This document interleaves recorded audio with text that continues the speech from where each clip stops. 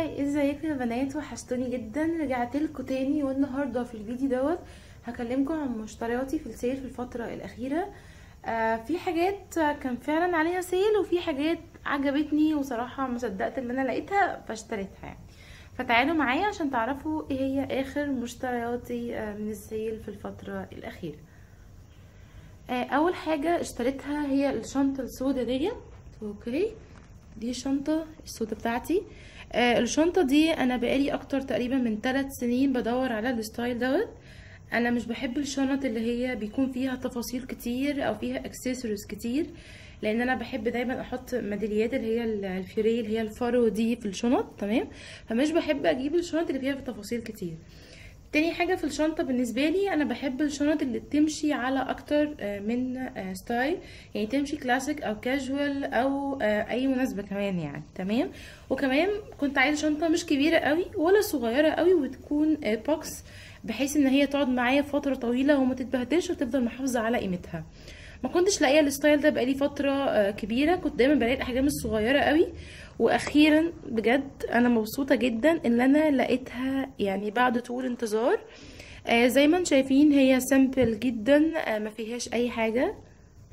عجبني فيها ان جاي معاها كذا هاند. تمام، هوريها لكم هنا برضو. الاول اقول لكم انا جبتها منين. انا جبتها من بارفو، ده اسم المحل يعني. موجود في كل المولات، يعني في اسكندريه موجود في كارفور سيتي سنتر، في القاهره موجود في كايرو فيستيفال، وموجود في مول العرب. دي الفروع اللي انا اعرفها، بس هو هتلاقوه موجود يعني في معظم المولات اللي هي الكبيره.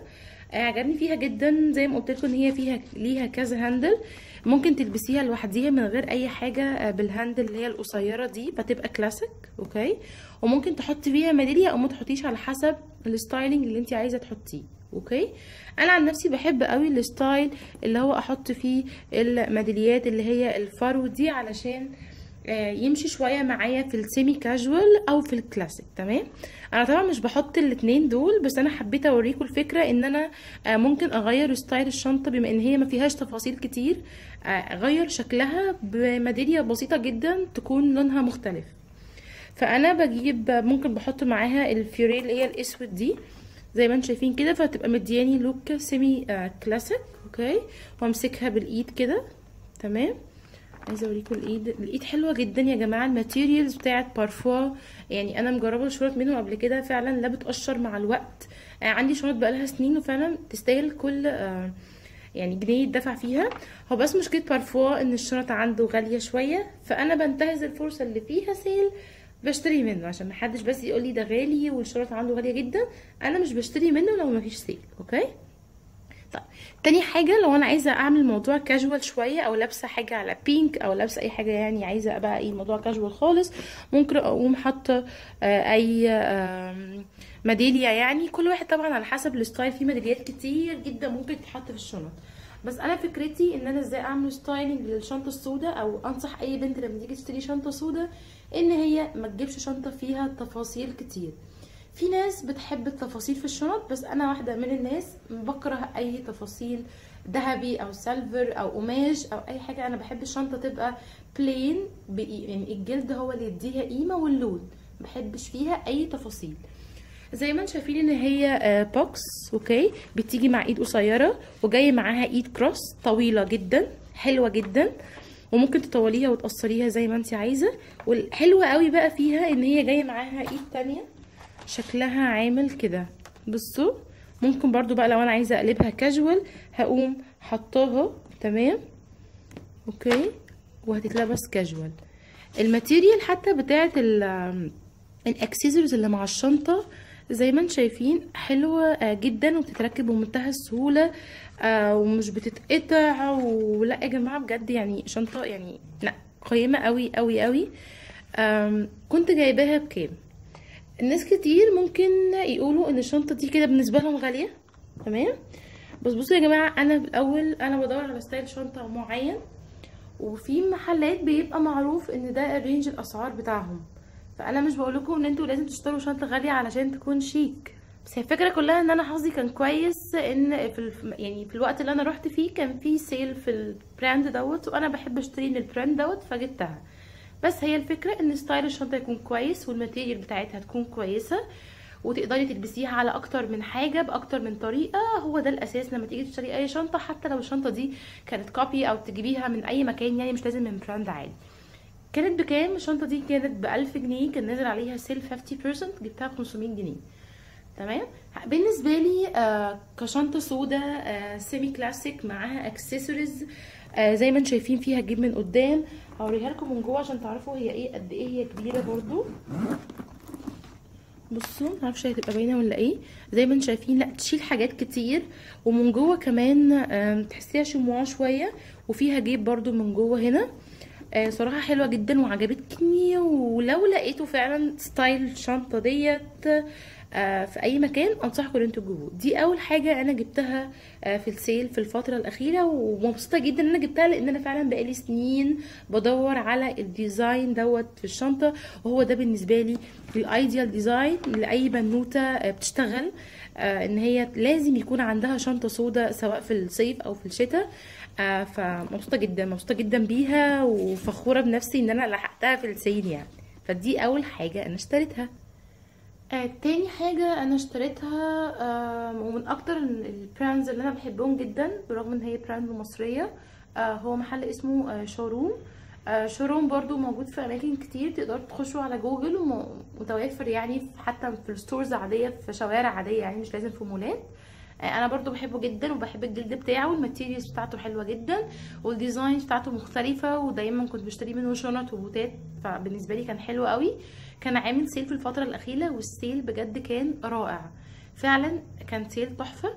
اول حاجه جبتها، وزي ما قلت لكم يا جماعه ان الاختلاف في الاذواق، يعني احنا كلنا مش زي بعض، يعني ممكن حاجه دي تعجبني وما تعجبش غيري.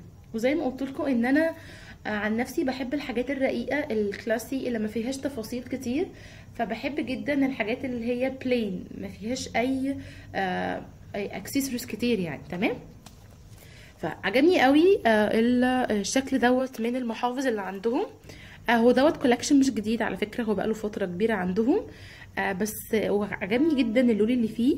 السنه اللي فاتت على فكره اللولي ما كانش موضه قوي، بس السنه دي اللولي رجع بقوه في الربيع، كمان هيبقى في الصيف موضه قوي. فصراحه انا استغربت هما ليه يعني عاملين سيل جامد قوي كده، بس هم منزلين اشكال جديده، فعلشان كده عاملين اوفرز على الاشكال دي. تمام. زي ما شايفين المحفظه ما فيهاش اي حاجه خالص، هي بلين ما فيهاش اي حاجه بسوسته، وفيها لولي. الديزاين بتاعها حلو جدا، سيلفر، وفي منها اسود، وفي منها جولد، في منها روز جولد، زي ما انتم شايفين كده، حلوه جدا.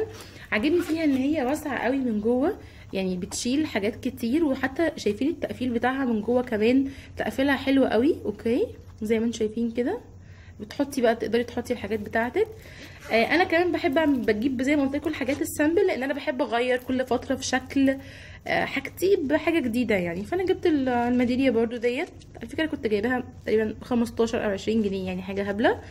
غيرت برضو من شكل الميداليه، وممكن كل فتره ازهق اقوم مغيره يعني ايه الميداليه، مفيش مشكله. بكام دي؟ كان نازل عليها اوفر، كانت ب 150 جنيه، فده يعتبر سعر كويس جدا للماتيريال، بجد فعلا الماتيريال بتاعتها حلوه قوي. فاللي بيحب الستايل ده من المحافظ روحوا شوروم الحقوا، لان فعلا الحاجات دي كانت بتتخطف، لان هي فعلا الماتيريال بتاعتها حلوه قوي. دي اول حاجه انا جبتها من شوروم.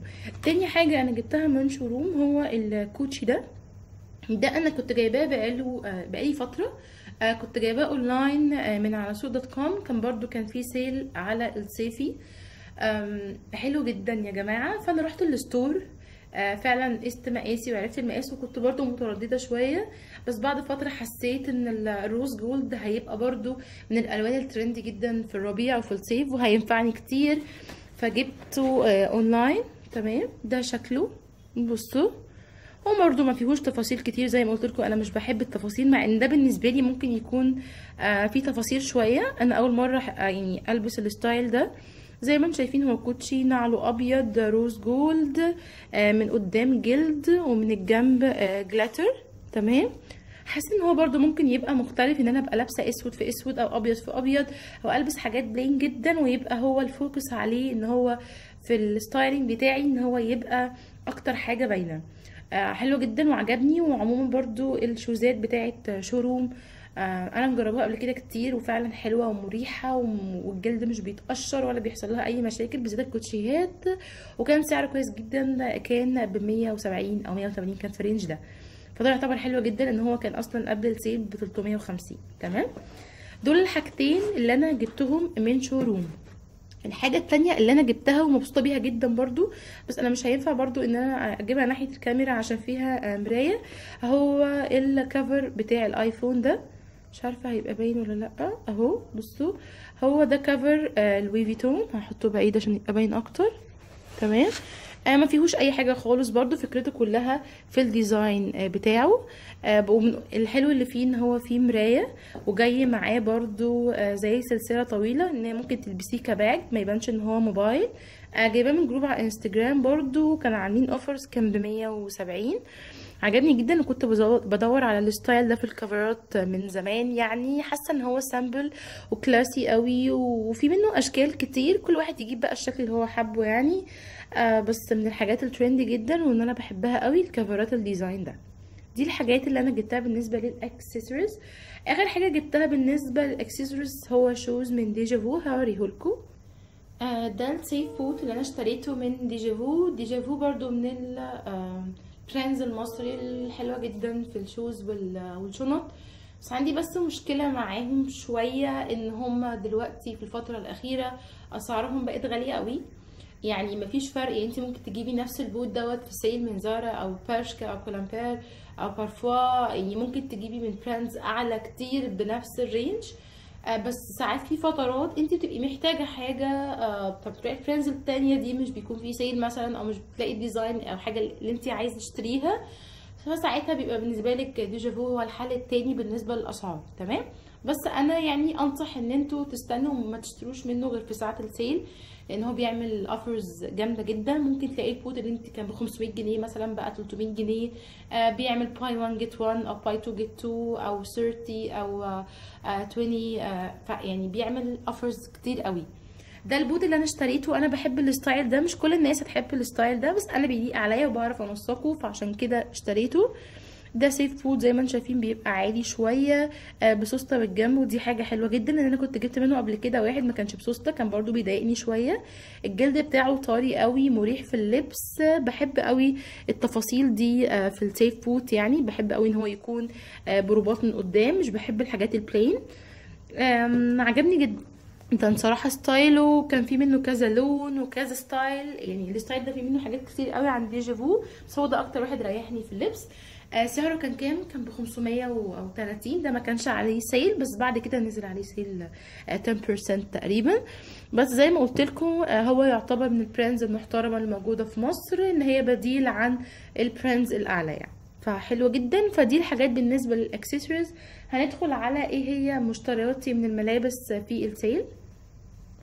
نيجي بقى بالنسبة لللبس. جبت 3 حاجات من ستراديفيريوس. تمام، ستراديفيريوس برضو من البراندز اللي انا بحبها جدا.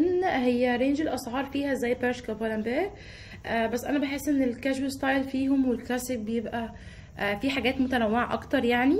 هو للاسف مش موجود في اسكندرية، موجود في المولات الكبيرة برضو في القاهرة، موجود في كايرو فيستيفال، وموجود في سيتي ستارز، وموجود في مول العرب. الحاجات دي، وفي موجود كمان في المهندسين في جزيرة العرب، وفي فرع كمان اعتقد في المهندسين بس مش متأكدة يعني. فتعالوا معايا بقى. كان عامل سيل وهمي، لما بيعمل سيل بتبقى في حاجات لقطة. فتعالوا معايا عشان نشوفوا ايه هي بقى الحاجات اللي انا اشتريتها في السيل. اول حاجه اشتريتها هو السكارف دوت. طبعا انتوا عارفين ان انا من عشاق السكارفات اللي هي بتكون عريضه، اللي هي بتبقى عامله كده. تمام، انا بحب الستايل دوت جدا. بيدفوا قوي في الشتاء وبينفعوني، وحلوين جدا في السفر. الناس اللي بتسافر كتير في الطياره، والناس اللي بتسافر للجامعه، حلوين قوي يعني، تعتبر كأن معاكي بطانيه. الماتيريال بتاعتها حلوه قوي، صوف. مكتوب زي ما انتم شايفين الوانها كمان حلوه قوي. عموما الاحمر كان نازل موضه جدا في الشتاء. مكتوب I am a limited edition، مكتوب beautiful authentic woman. دي مش موجود منها كتير. كان نازل عليها سيل رائع، كانت ب 200 جنيه. هي دي كانت ب 450 وانا كنت متابعاها بقالي فتره. فاستنيت لما نزل عليها السيل دوت وجبتها. انا من الناس اللي بحب قوي اعمل ستايلنج للسكارف، والسكارف من اهم الحاجات المهمه عندي في الشتاء. يعني انا كل شتاء لازم اجيب سكارف، ممكن ما اجيبش اي حاجه غير سكارف. تمام. فدي من اكتر الحاجات اللي انا حبيتها من ستراديفيريز. واول ما شفتها ما قدرتش يعني جبتها على طول. دي اول حاجه. تاني حاجه جبت 2 بيزك بلوفرز. تمام. جبت واحد هما يعتبر اوفر سايز، بس مش من الاوفر سايز اللي هما بيبقوا واسعين زياده عن اللزوم. اول واحد هو بيزك، مش عارفه هو هيبقى باين ولا لا، ما فيهوش اي حاجه خالص. لونه بيج. زي ما انتم شايفين بيبقى كمه عامل كده، مش عارفه اوصفه قوي يعني، بس هو بيكون واسع من تحت الكتف ونازل من ورا اطول من قدام. مش عارفه هيبقى باين ولا لا. اوكي. حلو جدا. وبرده من الحاجات اللي هي بتكون خفيفه بس بتكون بتدفي، حلوه قوي تحت الكوتس. ممكن كمان يتلبس لوحده على سكيني مثلا. لطيف جدا. كان عليه السيل، كنت جايباه ب 250. تمام. ده اول واحد، كان فيه منه الوان كتير وفعلا الماتيريال بتاعته حلوه جدا. البلوفر التاني اللي انا جبته اوفر سايز، ده اوسع شويه وترندي اكتر، هو البلوفر دوت. ده رسمه الزيبرا. زي ما انتم عارفين ان في الشتاء النقوشات اللي هي بتاعه جلد التعبان والزيبرس كانت نازله موضه قوي. فانا اول ما شفت صراحه اللي هو البلوفر دوت عجبني جدا. عجبني فيه ان هو تقيل قوي يا جماعه، مش عارفه هو هيبان لكم الماتيريال ولا لا، بس شايفين هو تقيل ازاي. بصوا يا رب يكون باين، مش عارفه هيبقى باين ولا لا.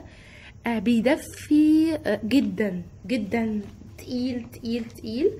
هو اوفر سايز زي ما انتم شايفين كده، بيكون واسع. هو طبعا مش هيبان شكله غير لما يتلبس. تقدري تعملي ستايلنج باكتر من طريقه، كاجوال وكلاسيك. عجبني فكرته جدا واتبسطت قوي لما شفته. ومحترم وواسع وجميل قوي. وكان نازل عليه برضو سيل حلو قوي، كان ب 700. كان نازل ب 350، فطبعا اشتريته على طول. اخر حاجه اشتريتها من ستراديفيريس هو كوت جملي. تمام. انا هوريهولكوا، بس هو برضو يعني مش هيبان قوي في التصوير، بس هو رائع يا جماعه، رائع. هو ترنش كوت، وانا عن نفسي بحب الستايل ده لان انا بعرف اعمله ستايلنج مع السيف بوت. هوريهولكوا لانه اوريدي بجد من اكتر الحاجات اللي عجبتني واشتريتها السنه دي. ده الترنش كوت اللي انا اشتريته من ستراديفيريس. زي ما انتم شايفين لونه رائع. تفصيلته وهميه، عجبني جدا. الزراير اللي فيه تحفه، وكمان الكولا بتاعته مش عارفه هي هتبان ولا لا، اللي هي ترنش كوت، اللي هو يعني ترنش كوت معمول صح يعني، اللي هي بتتقفل كده. دي لطيف قوي. ممكن تلبسيه كاجوال عن طريق ان هو يبقى لبره كده، او تلبسيه كلاسي شويه تقفليه.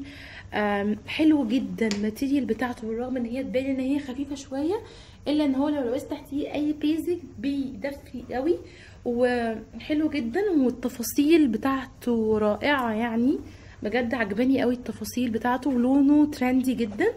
بس ده انا ما كنتش جايباه في السيل لان هو منزلش عليه سيل، لان ده من الحاجات النيو كولكشن. كنت جايباه برضو ب 800 جنيه، فده يعتبر الى حد ما سعر كويس بالنسبه ان هو كوت وطويل، وانا عارفه ان البراند دي كويسه. وعايزه اقول لكم على حاجه يا جماعه، انا والله ما بجيبش الحاجات دي كلها مره واحده يعني، انا بحوش وبجيب الفيزا وبيبقى عليا فلوس، ويعني عادي احنا كلنا ممكن نقدر نشتري كل حاجه نفسنا فيها عن طريق ان احنا نقدر نحوش جزء من مصروفنا او من مرتبنا، ونبقى فاهمين احنا بنشتري ايه ومنشتريش اي حاجه وخلاص يعني. تمام. فدي الحاجات اللي انا جبتها من ستراديفيريس. الحاجه اللي انا جبتها بعد كده جبت بنطلونين. تمام. واحد من H&M والتاني من سبلاش من سيتي سنتر. جبت من H&M بتاع فرع، لو افتكر بتاع كايرو فيستيفال. H&M برضو في السيل بيعمل اوفرز حلوه جدا. انا بحب قوي اجيب منه البنطلونات اللي هي السوداء اللي بتبقى من غير زراير، انتوا عارفين طبعا الموضوع ده. هو مش سلام قوي البنطلون، بس ما عنديش مشكله. بيعجبني فيه ان البنطلونات بتاعت H&M ان هي ممكن تتلبس كلاسيك او ممكن تتلبس كاجوال. هو ما فيهوش اي حاجه، هو بيبقى استيك زي ما انتم شايفين كده من فوق اهو. بص حلوه جدا. ده برضو معمول انت ممكن تقدري تلبسي تدخلي الشميز جوه. تمام. انا بدور لكم على اسمه، بس هو تقريبا مش عارفه والله اسمه ايه. بس عموما انتوا لما تروحوا يعني H&M هتلاقوا ستايلات من البنطلونات اللي هي السودا البلين اللي ما فيهاش اي تفاصيل، اللي تقدري تعمليها ستايلنج بصور كتير. وكان نازل عليه اوفر كنت جايباه ب 200 جنيه. اخر بنطلون انا جبته مبسوطه جدا ان انا جبته، لان كان بقالي فتره طويله ما كنتش بعرف اشتري ولا بلاقي سايز من سنتر بوينت من سبلاش. ده البنطلون هو ما فيهوش اي حاجه. عموما انا مش بحب البنطلونات الكاتنج يا جماعه، بس هو كان عنده بنطلونات كاتنج كتير جدا باسعار تحفه، وبنطلون سليم جدا يعني اهو مفيهوش اي حاجه. الديرتي اللي فيه دوت لطيف جدا، هو لو ويست شويه تمام. ده سوبر سكيني اوريكم اهو سوبر سكيني. طيب انا لسه ما لبستوش فكويس عشان اوريكم التفاصيل كلها. دي البتاعه بتاعته اهي اوكي. سلاش. شوفوا بقى السعر بقى، كان ب 400 جنيه بقى 179. انا والله ما صدقت والله وشكيت يعني، بس فعلا اهو محطوط اهو يا جماعه فوق اللي هو الكود دوت، فعلا كان ب 400 جنيه وبقى 179. فاول ما شفته ولقيت السايز وقسته وعجبني خدته على طول. هينفع بقى في شتاء في صيف في خريف، حلو جدا وقماشته حلوه قوي، وكمان الماتيريال بتاعته حلوه ولونه حلو وهينفع مع حاجات كتير. فبجد مبسوطه جدا ان انا جبت البنطلون دوت من سبلاش. ميرسي ثانكس سبلاش بجد على السيل التحفه ده. تمام. اخر حاجه جبتها تمام. جبت سكارفات، بس جبت سكارفات قطن عاديه. كنت جايباها من ساعه البلاك فرايداي، اللي هي القطن المثلثه العاديه، لان انا بما اننا داخلين على الصيف يعني بحب قوي اجيب البلين حاجات القطن. جبت اسود وجبت اوف وايت وجبت بينك وجبت الاشارب ده تمام. انا عارفه ان البراندز دي نازله موضه جدا، كانت في الصيف اللي فات وفي الخريف ونزلوها في الشتاء، بس كنت دايما كل ما بدخل زارا وحاجه تعجبني ما كانش بتليق عليا وكده، بدل ما لقيتش حاجه بتليق عليا من البرنتس دي، فحبيت ان انا اجيب سكارف يكون فيه البرنتس اللي هي فيها سلاسل شانيل الحاجات دي، لان هي ترندي جدا وموضه قوي يعني، وبتدي ستايل حلو قوي. لونه مختلف وعجبني لونه قوي. البرنتس اللي فيه تحفه. ساعات على فكره بلبسه على الترانش كوت الجملي كسكارف بس كده يعني منظر، او ساعات كلبسه كسكارف على اي حاجه بقى سودا بيضه يعني. لا فعلا تحفه بيليق مع عندي على كل الكوتس، وانا من الناس اللي بحب البس الستايل سكارفز اللي هي الحرير دي في الشتاء مع الكوتات، تبقى حلوه قوي. دي الحاجات اللي انا اشتريتها في الفتره الاخيره. يا رب يكون الفيديو عجبكم. لو الفيديو عجبكم اعملوا لي لايك وشير وسبسكرايب، وضيفوني على الانستجرام هتلاقوا حاجات حلوه كتير بقى بس للدايت. منزله لكم كل الانظمه اللي انا ماشيه عليها وبصور لكم كل اكلاتي. اتمنى انتوا تشرفوني على الانستجرام وتقولوا لي ايه رايكم، ولو حابين ان انا اعمل لكم فيديوهات بسيطه قصيره عن مشترياتي كل فتره من الميك اب والسكين كير على الانستجرام قولوا لي في الديسكربشن بوكس، وهتوحشوني جدا واستنوني في الفيديو اللي جاي. باي باي.